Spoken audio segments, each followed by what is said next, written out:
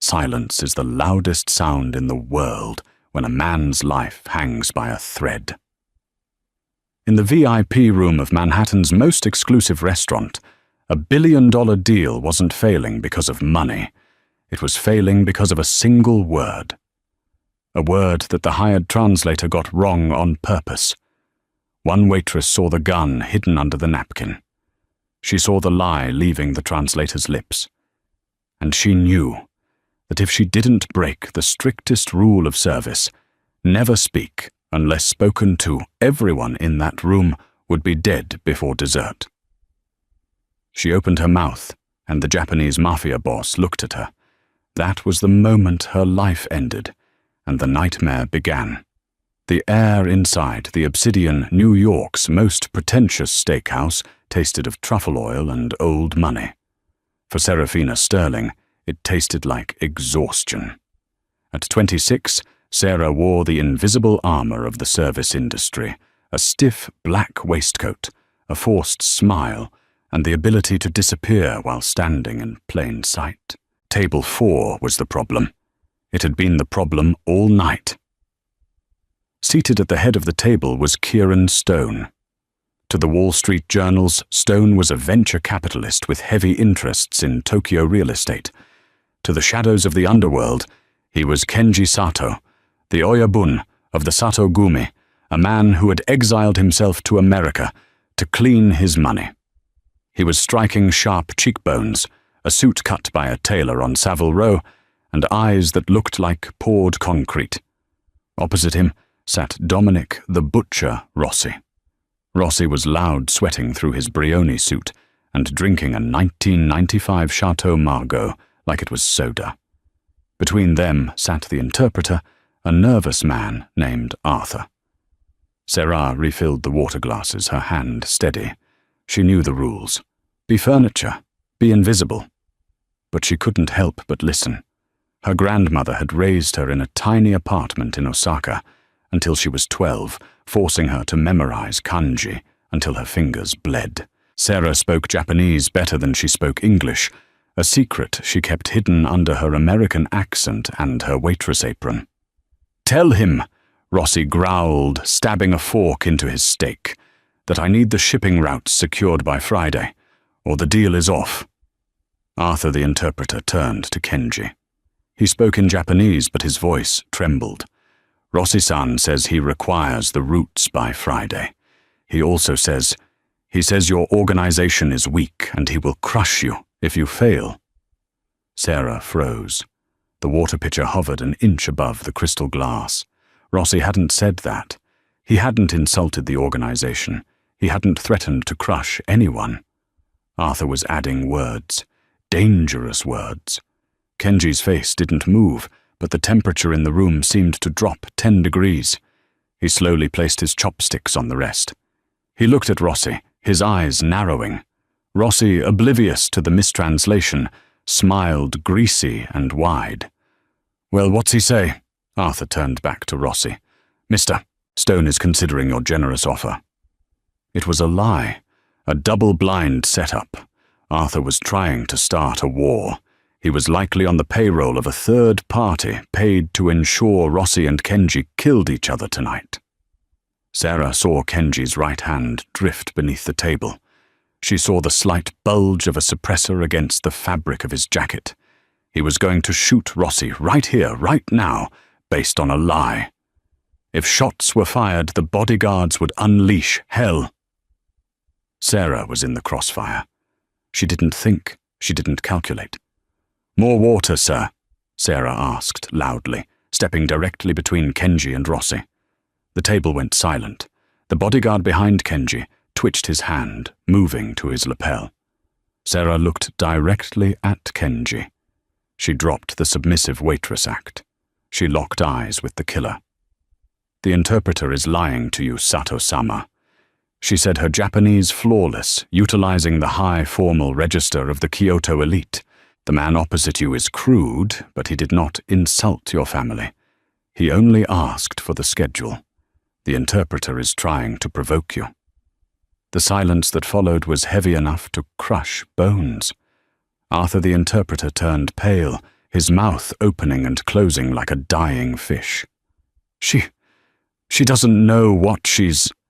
Kenji didn't look at Arthur. He didn't look at Rossi. He stared at Sarah. For a lingering second, he analyzed her, the fray on her collar, the scar on her thumb, the terrified dilation of her pupils. "Is that so?" Kenji replied in English, his voice a deep, smooth baritone. He didn't have an accent. Sarah switched to English. "Yes." He added a threat that wasn't there. Rossi looked confused. "What the hell is going on? Who is the broad?" Kenji stood up. He smoothed his jacket. He looked at Arthur. "You're fired." Arthur scrambled back, knocking over his chair. "Mr. Stone, please." Kenji gestured to his head of security, a mountain of a man named Silas. "Escort Arthur to the kitchen. Ensure he receives his severance." Silas grabbed the interpreter by the neck and dragged him away. The restaurant was dead quiet. Other diners were staring. Kenji turned his gaze back to Sarah. He reached into his breast pocket. Sarah flinched, expecting a weapon. Instead, he pulled out a black business card with a single gold emblem embossed on it. He placed it on her tray. "The wine was excellent," Kenji said. The translation was better. He signaled his men. They rose in unison. Kenji left Rossi, sitting there confused and furious with a half-eaten steak and a failed war. Sarah stood trembling in the middle of the dining room. Her manager, a petty tyrant named Gerald, stormed over his face purple. "You're fired, Sterling. Get your things and get out. You embarrassed our best client." Sarah looked at the black card on her tray. She had saved a life, maybe a dozen lives, and lost her livelihood. But as she touched the card, she felt a cold dread in her stomach. Men like Kenji Sato didn't give out cards. They gave out sentences. 3 days later, Sarah was sitting in her studio apartment in Queens, staring at the eviction notice taped to her door. The radiator was clanking a rhythmic, metallic death rattle that matched the pounding in her head. She hadn't called the number on the card. She had burned it. She knew who Kenji Sato was. Not the sanitized version in Forbes, but the real one. Her father, a disgraced diplomat named Richard Sterling, had whispered stories about the Sato clan in his drunken stupors before he drove his car off a bridge 3 years ago. They were ghosts. They were inevitable. She was applying for jobs at diners in Jersey, trying to run when the knock came. It wasn't a polite knock. It was 3 hard raps, authoritative. Final. Sarah looked through the peephole. Nothing but the distorted hallway fisheye view. She kept the chain on and cracked the door. "Amazon delivery," she lied, her voice shaking. A white envelope slid through the crack landing on her toe. "Open it, Miss Sterling," a voice said from the other side. It wasn't Kenji. It was Silas, the bodyguard. Sarah ripped the envelope open. Inside was a cashier's check for $50,000 and a photo. The photo was of her father. But it wasn't an old photo. It was a grainy surveillance shot of Richard Sterling sitting at a cafe in Paris. The date stamp in the corner was from yesterday. Sarah's world tilted on its axis. "He's dead," she whispered. "My father is dead." "Open the door, Serafina," Silas said. She undid the chain. Silas stood there, filling the hallway. He wore a raincoat dripping with water. "Mr. Stone requests your presence for dinner. He says you have a lot to catch up on." "My father died in the Hudson River," Sarah said, holding the photo up. "This is a fake. Mr. Stone does not deal in fakes. Your father is alive. He is currently selling state secrets to the Russians. Secrets that Mr. Stone owns. If you want to know why your father faked his death and left you with his debts, you will come with me." Sarah looked at the check. It was enough to pay her rent for 2 years. It was enough to run. But the photo, If her father was alive, everything she knew was a lie. "I need 5 minutes to change," she said. "You have 2.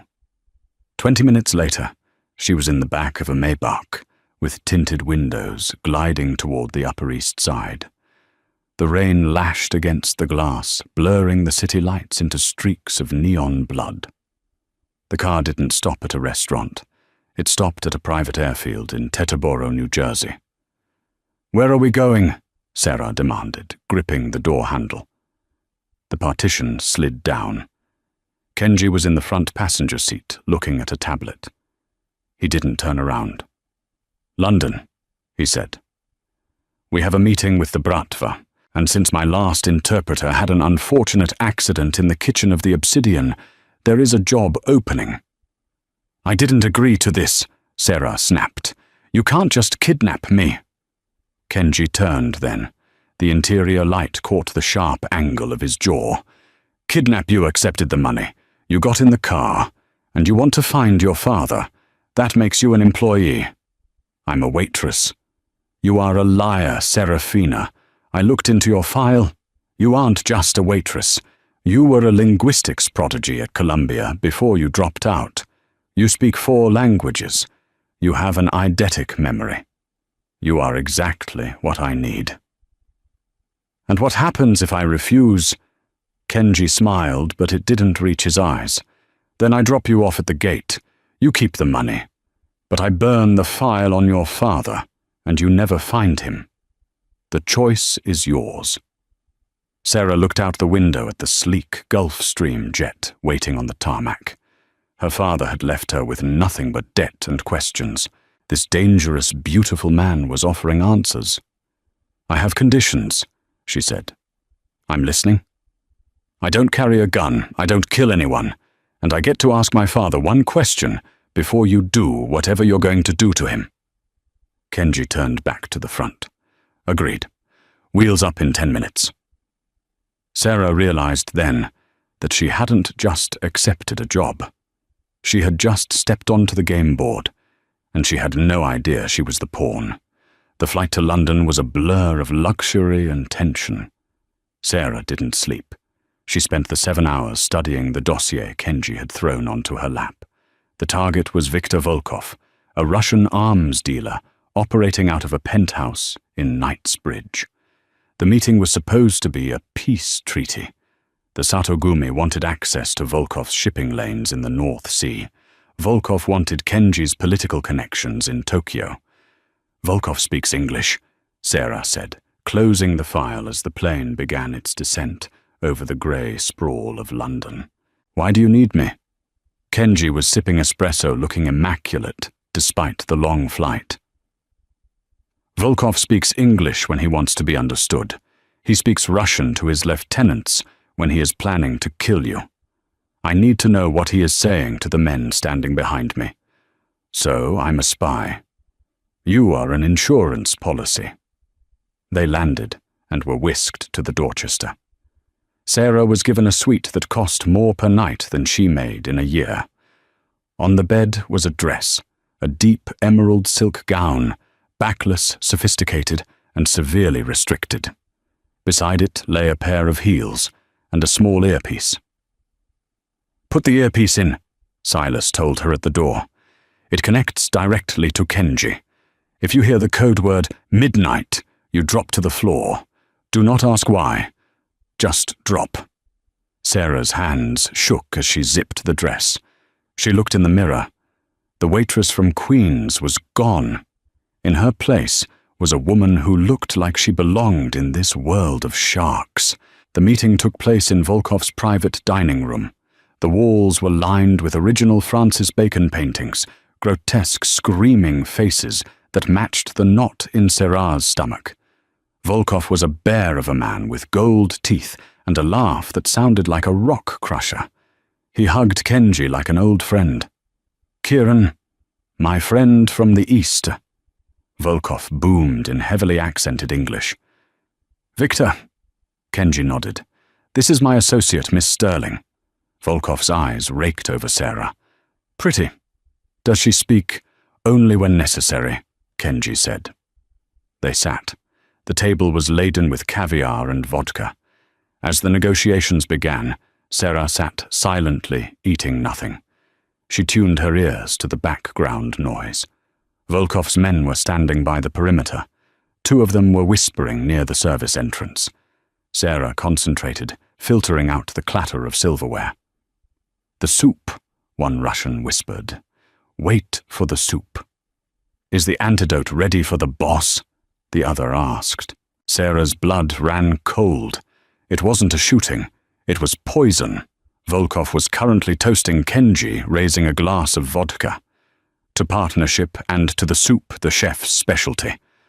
The waiters were bringing in bowls of borscht. The steam rose, smelling of beets and dill. And death. Sarah looked at Kenji. He was reaching for his spoon. She couldn't shout. If she shouted, they would just shoot them. She had to be smarter. She tapped her water glass with her fingernail, a sharp, rhythmic ting, ting, ting. It was Morse code. SOS. Kenji paused. He looked at her. He knew the code. Sarah locked eyes with him and glanced at the soup, then at Volkov's untouched bowl. Kenji smiled at Volkov. "Victor, in my culture, it is customary for the host to take the first sip of the soup to honor the guest." Volkov's smile froze. "Is that so? Here we eat together." "I insist," Kenji said softly, "unless there is a reason you do not wish to eat it." The tension in the room snapped tight. The guards by the door reached into their jackets. Volkov stared at the soup. He knew he was caught. He laughed, a low, dark sound. "You are sharper than you look, Stone." Volkov flipped the bowl. The red soup splattered across the white table like a crime scene. "Kill them," Volkov said in Russian. "Midnight," Kenji whispered. Sarah dropped. The room exploded. Kenji flipped the heavy oak table onto its side, creating a barricade, just as the machine gun fire tore through the air. He grabbed Sarah by the arm and hauled her behind the cover of the wood. Splinters rained down on them. "You knew!" Sarah screamed over the gunfire. "You knew they were going to try it!" Kenji pulled a handgun from a holster at the small of his back. "I suspected. You confirmed it. Good work, Sterling.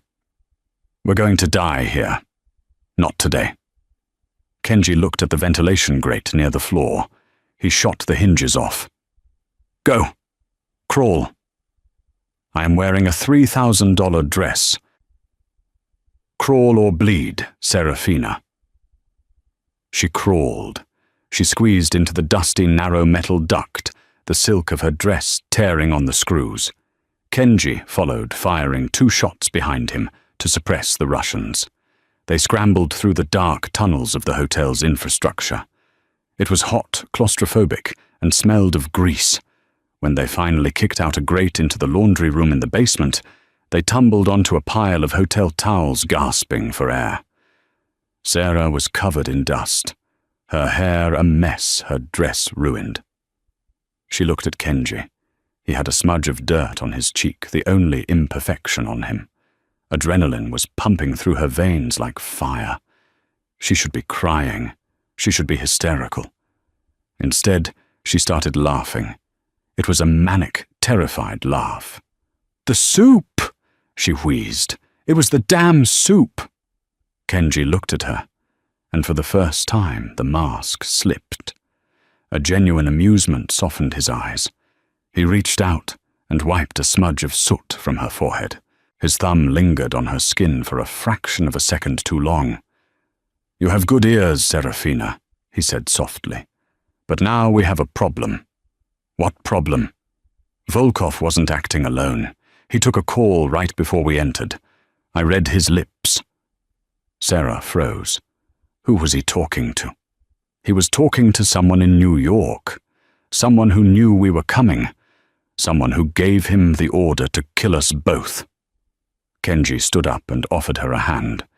"There is a traitor in my organization, Serafina, and until I find him, we are both ghosts. We can't go back to the hotel. We can't go to the airport. So where do we go?" Kenji checked the magazine of his gun. "We go to the one place nobody will look for a Japanese mob boss and his interpreter." "Which is?" "The underground," Kenji said. "Welcome to the real London, Miss Sterling." The laundry room of the Dorchester was a humid trap, but the streets of London were a cold labyrinth. Kenji and Sarah emerged from the service exit into a back alley that smelled of wet brick and refuse. The rain had turned into a deluge, washing away the dust of the ventilation shaft, but soaking them to the bone. "We need a car," Kenji said, his voice tight. He was favoring his left side. Sarah looked at him, squinting through the rain. "You're hurt." "A graze, from the wood splinters. It's fine." It wasn't fine. A dark stain was blossoming on the side of his white dress shirt, just above the hip. But Kenji Sato moved with a frightening determination. He didn't hotwire a car, that was for movies. Instead, he walked up to a black cab idling, while the driver took a smoke break, flashed a roll of cash, thick enough to choke a horse, and bought the vehicle on the spot. The driver, a bewildered man named Nigel, was left standing in the rain holding £5,000, while Kenji sped off, shifting gears with his uninjured hand. "You drive like a maniac." Sarah gripped the dashboard as they swerved around a double-decker bus. "I drive with purpose," Kenji corrected. "Check the glove box. There should be a first aid kit, or at least vodka." They drove east, away from the polished facades of Maybach, and into the graffiti-laden grit of Shoreditch. The city changed. The lights became harsher, the shadows deeper. They ditched the cab 3 blocks from their destination and walked the rest of the way. Kenji led her to an unassuming, heavy steel door sandwiched between a curry house and a derelict warehouse. He punched a code into a keypad hidden behind a loose brick. The door hissed open. The safe house was a converted loft. It was stark cold and filled with dust sheets, but it had electricity and running water. "Lock the door," Kenji commanded, as he collapsed onto a leather sofa, his face draining of color. Sarah secured the deadbolts, 3 of them. When she turned back, Kenji had removed his jacket and unbuttoned his shirt. The wound was ugly, a jagged tear where a bullet had grazed his oblique muscle. It wasn't deep enough to kill, but it was bleeding sluggishly. "I need you to stitch it," Kenji said, throwing a small medical kit onto the table. "I can't reach the angle." Sarah froze. "I'm a waitress, Kenji, not a surgeon." "You have steady hands, Serafina. I saw you pour wine during an earthquake of a translation error without spilling a drop. Thread the needle." Sarah washed her hands in the kitchenette sink, her heart hammering against her ribs. She returned to him, kneeling beside the sofa. Up close, without the armor of his suit, Kenji looked human. Dangerous, yes, but mortal. His skin was tattooed, traditional Irizumi ink. A dragon coiled over his shoulder, its claws stopping just inches from the wound. She sterilized the needle with rubbing alcohol. "This is going to hurt." "Do it." She worked in silence. Every time the needle pierced his skin, his muscles bunched rock hard, but he didn't make a sound. He just watched her. His gaze was intense, unblinking, studying her face, as if she were a puzzle he was trying to solve. "Why did you lie?" Sarah asked softly, tying off the final stitch. "About what?" "About my father. You said he was selling secrets. But back at the hotel, Volkov implied the traitor was someone close. Someone who knew we were coming." Kenji sat up, wincing slightly. He poured 2 glasses of amber liquid from a dusty bottle on the shelf. "Your father is selling secrets, Serafina. But he isn't the traitor inside my organization. He is the product." Sarah took the glass he offered. The whiskey burned, grounding her. "I don't understand." "The traitor in my ranks. Let's call him the Ghost, for now.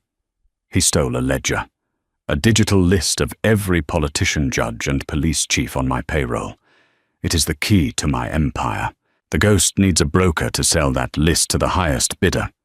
Your father, Richard Sterling, is the broker. Sarah felt sick. So we aren't just looking for the traitor. We're looking for my dad so you can stop the sale. And so I can kill the traitor, Kenji added darkly. Your father is the bait. And what happens to the bait when the shark arrives? Kenji looked at her. The silence stretched between them, heavy with unspoken threats. Finally he sighed. If he cooperates, he lives. I give you my word. But we have to find him before Volkov or the Russians do, because they won't be as polite. Suddenly the lights in the loft flickered and died. Sarah gasped. A power outage. No, Kenji whispered, reaching for his gun on the table. They cut the line. He moved with terrifying speed, extinguishing the singular candle they had lit. The loft plunged into pitch blackness. Get to the bathroom, Kenji breathed into her ear. Lock the door and get in the tub. Do not come out until I say your name.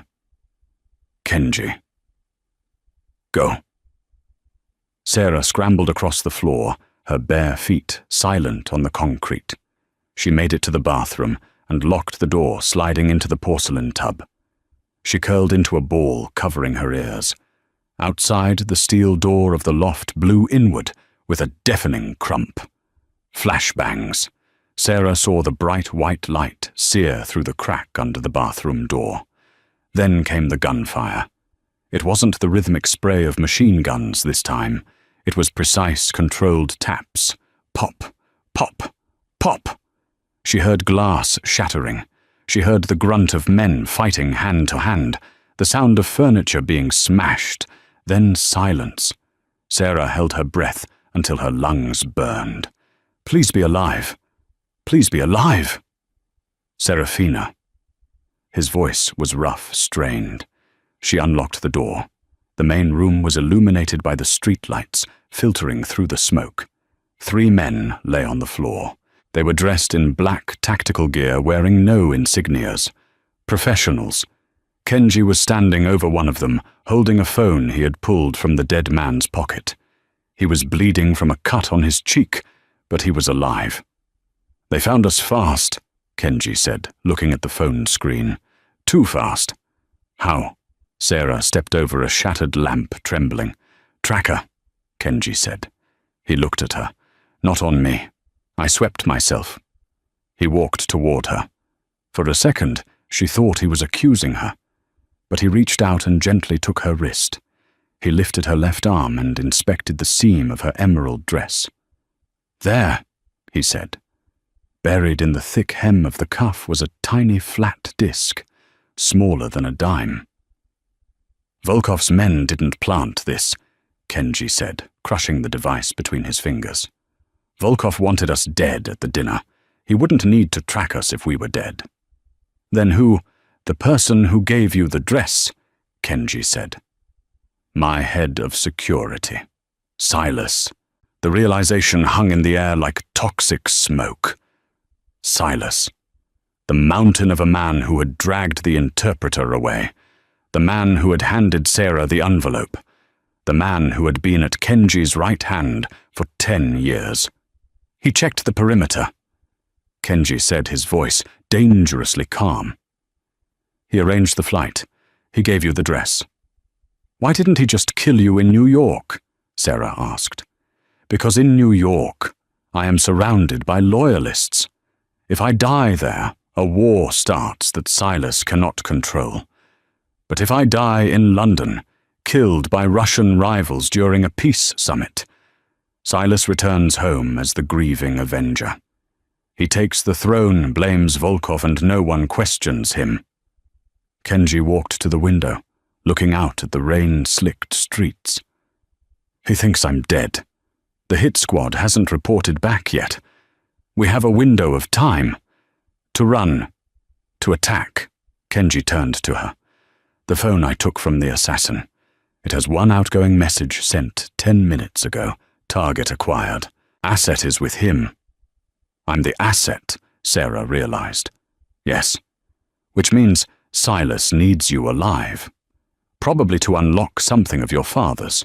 Richard Sterling likely encrypted the stolen list with a key only his daughter would know. A date, a name, a phrase. My father loves puzzles, Sarah whispered. He used to send me letters in cipher when I was in boarding school. Kenji handed her the assassin's phone. We are going to call Silas, and we are going to tell him he missed. That sounds suicidal. It's psychological warfare. If he knows I'm coming, he will panic. He will try to liquidate the merchandise immediately. He will call your father. And we trace the call, Sarah finished. They left the loft, stepping over the bodies of the hit squad. Kenji took a tablet from one of the dead men's packs. They found an all-night internet cafe in a basement in Hackney. It was filled with gamers and insomniacs who didn't look up as a battered man in a torn suit and a woman in a ruined evening gown walked in. Kenji connected the tablet to the assassin's phone. Ready? Sarah nodded. She felt a strange calm. The fear had burned away, leaving only a cold anger. They had used her. They had manipulated her father. Kenji dialed Silas. He put it on speaker. The phone rang twice. Report, Silas's voice answered. Gruff, expectant. Kenji didn't speak. He just let the silence stretch. Report, Silas barked. Is it done? Kenji leaned into the microphone. The aim was poor, Silas. You should have hired better help. A long pause, then a low chuckle. You always were hard to kill, boss. I suppose this means I'm fired. It means you are a dead man walking. Kenji said, I'm coming for you. Come then. But you better hurry. The auction is moving up, and your girlfriend's father is getting impatient. He wants his money so he can disappear again. The line went dead. Kenji immediately began typing on the tablet. Code cascaded down the screen, tracing the endpoint. Come on. Did you get it? He used a scrambler, but he stayed on the line too long to gloat. Got him. Kenji pointed to a map coordinate blinking on the screen. He's not in London. He's at a country estate in Surrey. Blackwood Manor. Sarah looked at the screen. That's not just a manor. That's the residence of Lord Sterling. Kenji looked at her. Relation. My uncle, Sarah, said, her eyes widening. My father's brother. He's a lord. I thought he was a banker.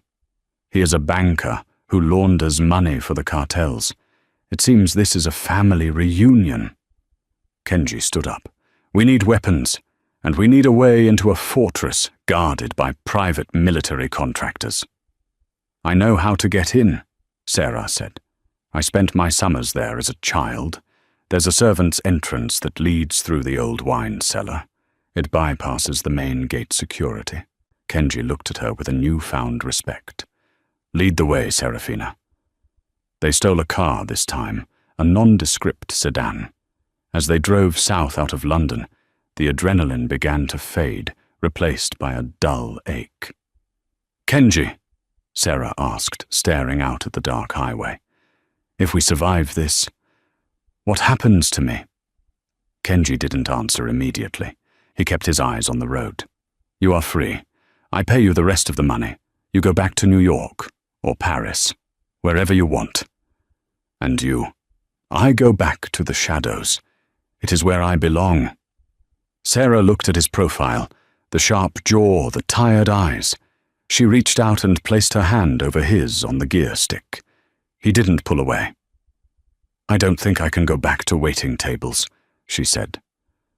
No, Kenji murmured, lacing his fingers through hers.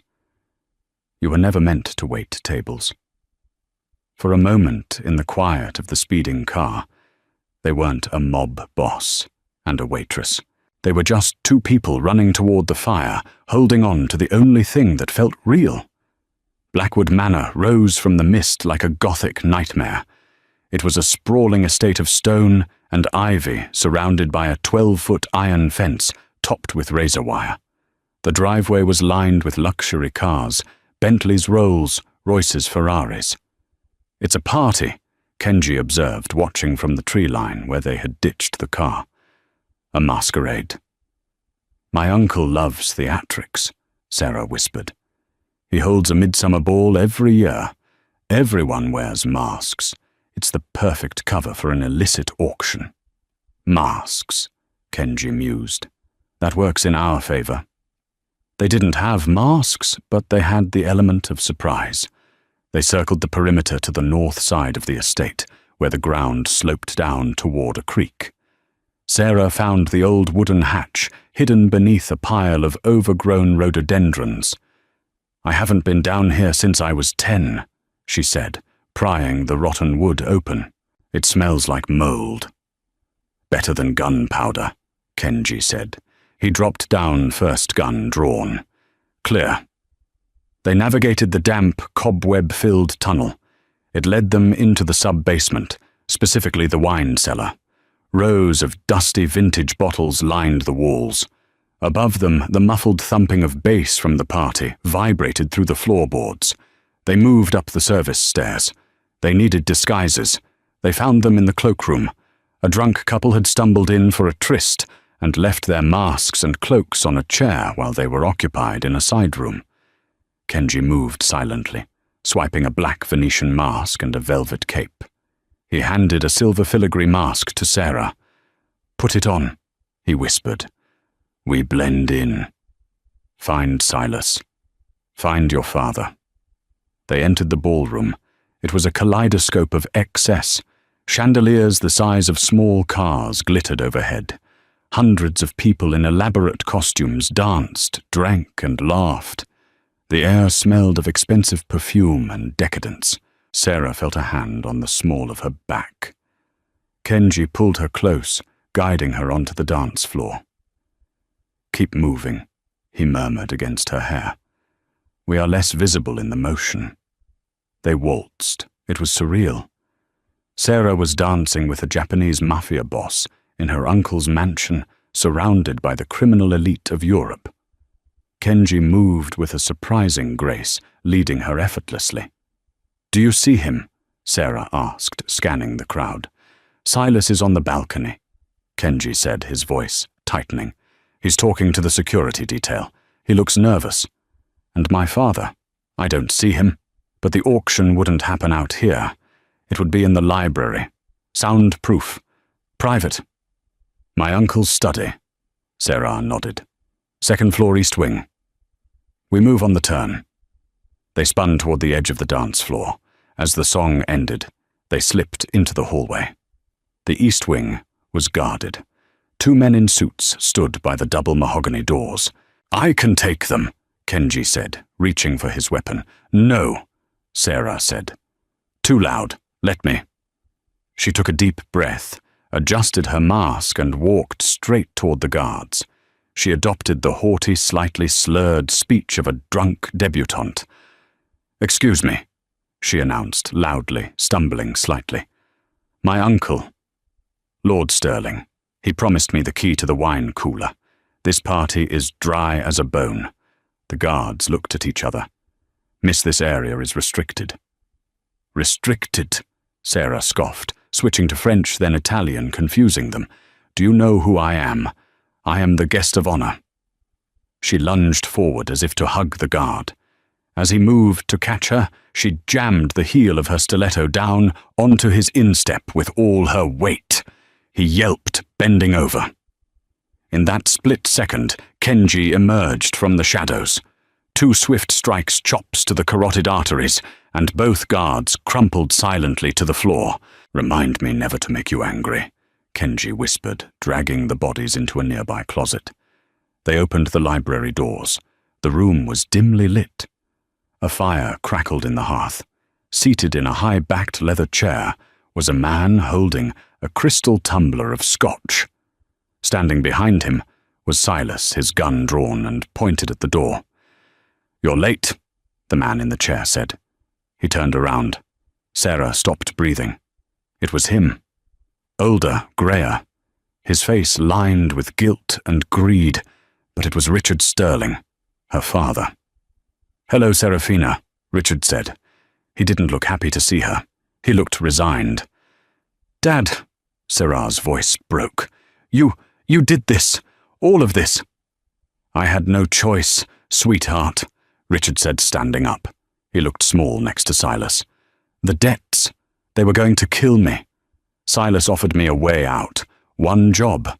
Decrypt the Sato list, sell it to the Russians, and we both walk away with $10 million.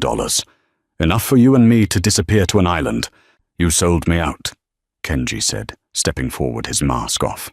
His eyes were cold fire. "You sold my family out. Your family are murderers." "Stone." Richard snapped a flash of his old arrogance returning. "Don't preach honor to me. You're a thug in a suit." "And you are a traitor," Kenji said. "Silas, you betray your oath for this man." Silas smirked. "I didn't do it for him, boss.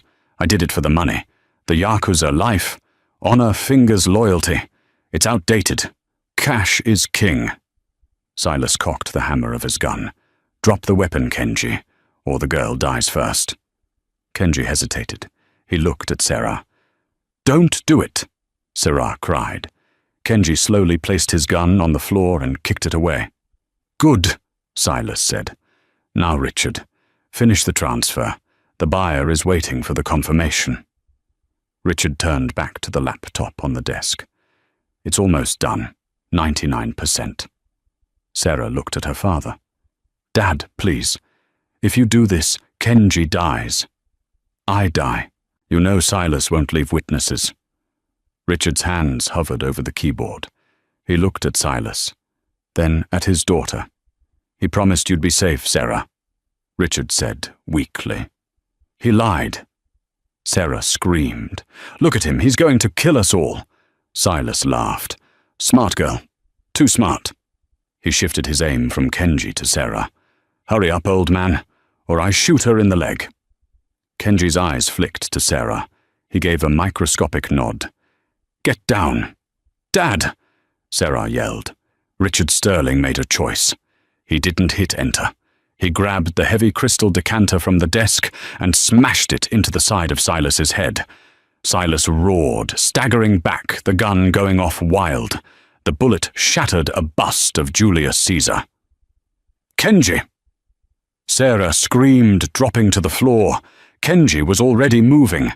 He didn't dive for his gun. He dove for Silas. He tackled the massive bodyguard, crashing him through the French doors and out onto the stone balcony. They wrestled in the rain glass, crunching beneath them. Silas was stronger, heavier. He punched Kenji in the wounded side, making him gasp in pain. Silas wrapped his hands around Kenji's throat, squeezing. "Die, you stubborn son of a bitch," Silas grunted. Sarah scrambled for Kenji's dropped gun. She picked it up. It was heavy. Her hands shook. She ran to the broken doors. Silas was choking the life out of Kenji.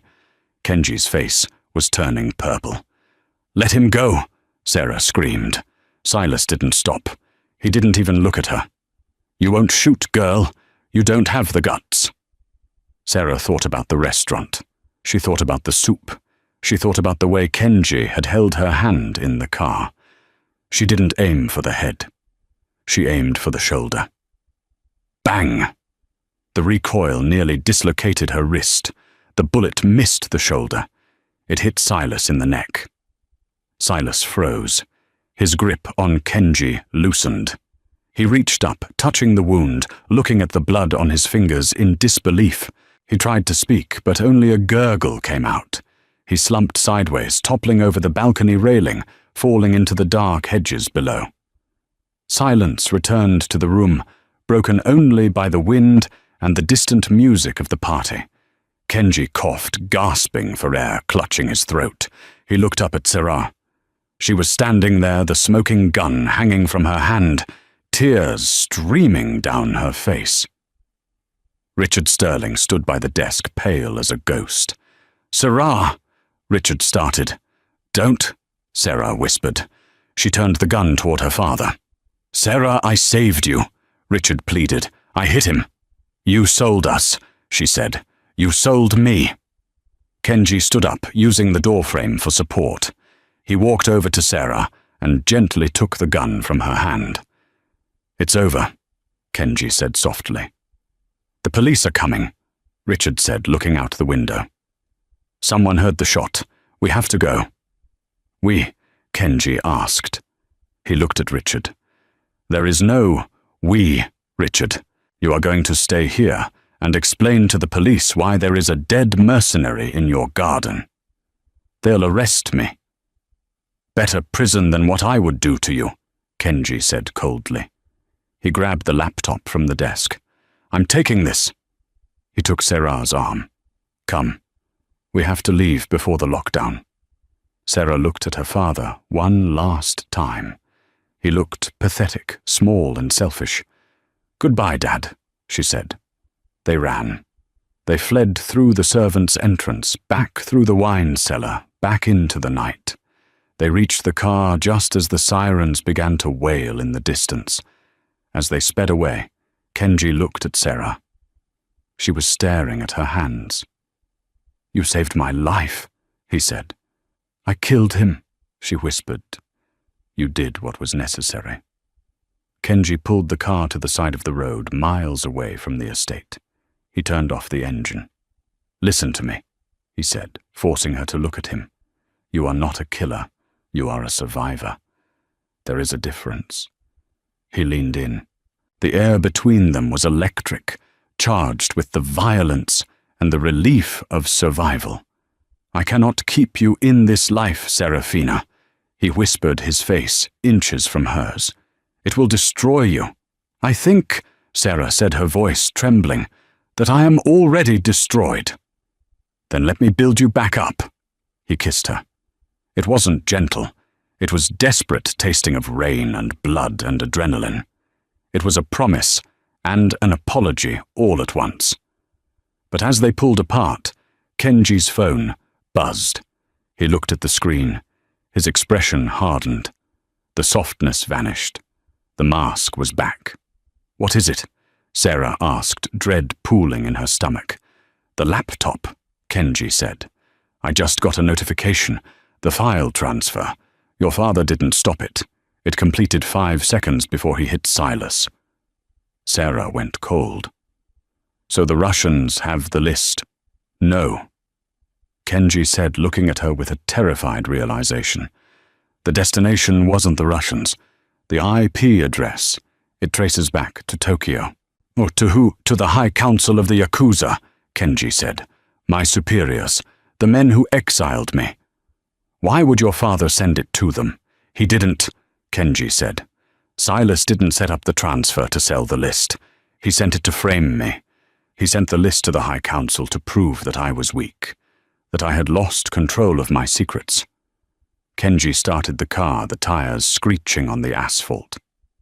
"The High Council does not tolerate weakness," Kenji said grimly.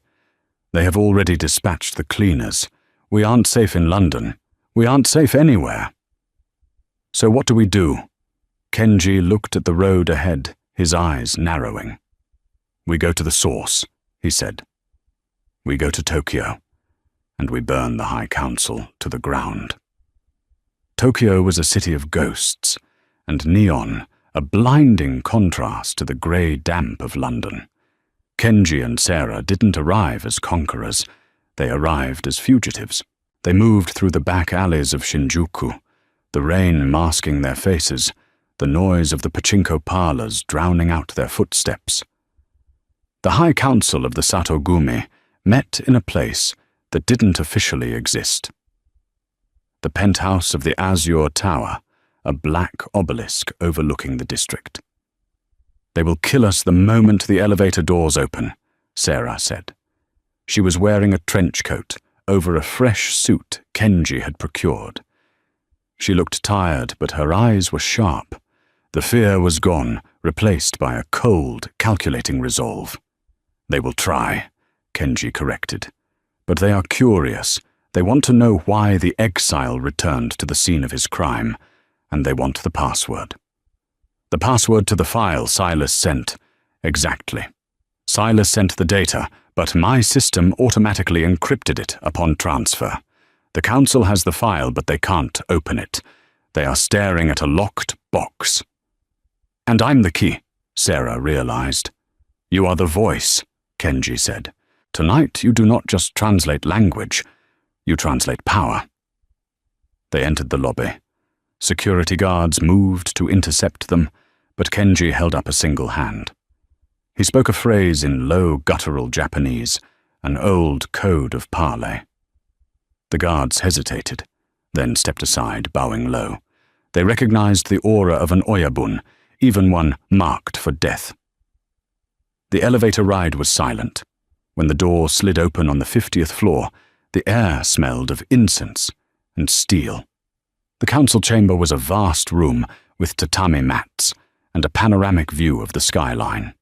5 elderly men sat in a semicircle.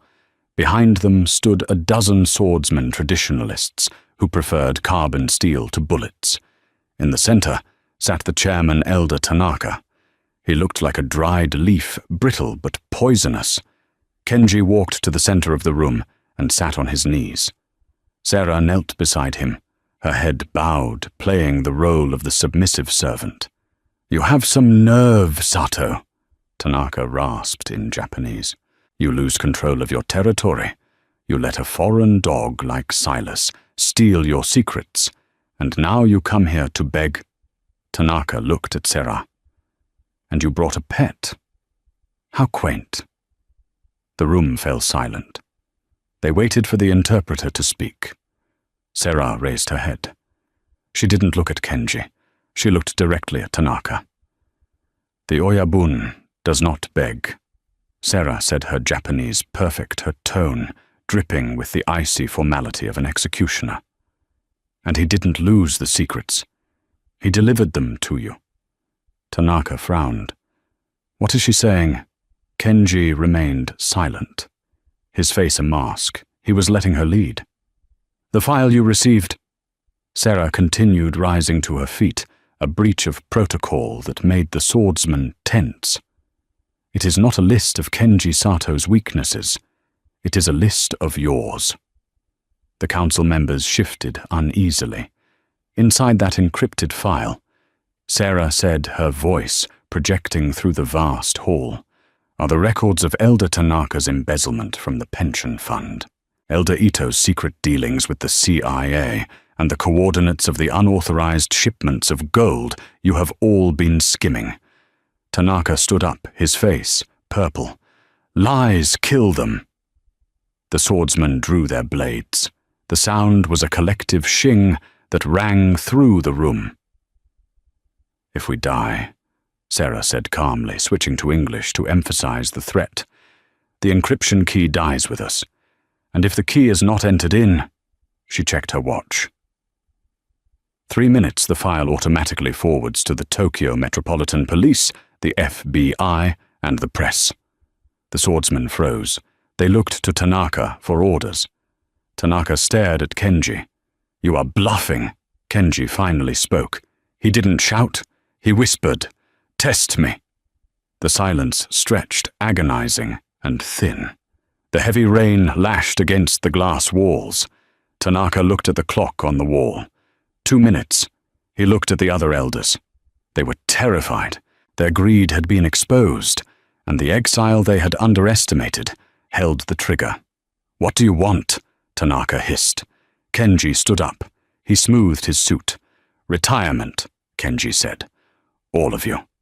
Tonight." "You cannot demand 1 minute," Sarah announced. Tanaka trembled. He looked at the swordsman, then back at the man who had outplayed him. The era of the old guard was over. It had ended not with a war, but with a data packet and a translator.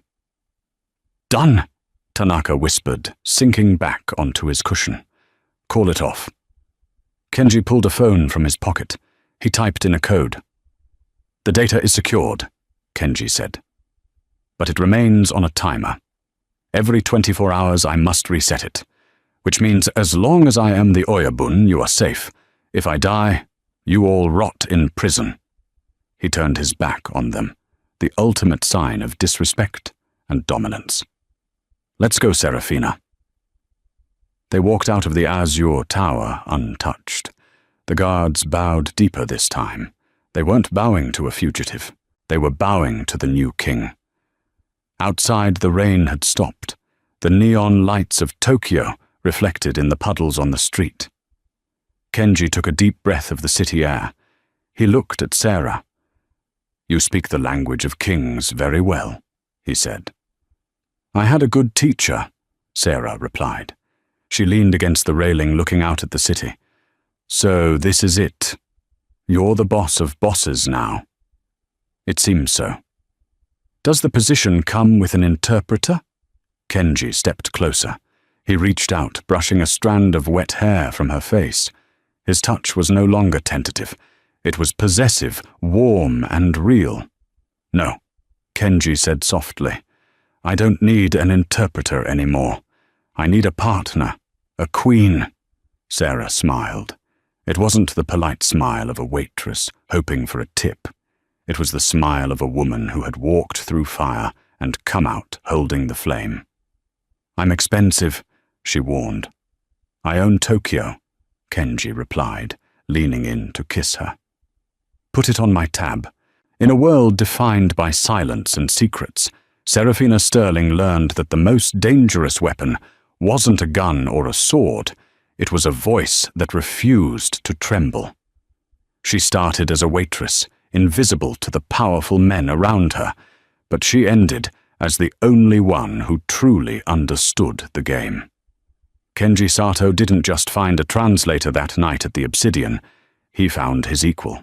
Together they proved that while words can start wars, the right words spoken at the right time can conquer empires. And that is the story of how a spilled glass of wine and a mistranslation changed the underworld forever. It's a reminder that sometimes the person you ignore is the only one who can save your life or end it. If you enjoyed this twisty Mafia thriller, please hit that like button. It really helps the channel grow. Share this video with a friend who loves a good romance with high stakes. And don't forget to subscribe and turn on the notification bell so you never miss a story. What would you have done if you were Sarah? Would you have spoken up at the table or stayed silent? Let me know in the comments below. Thanks for watching, and I'll see you in the next story.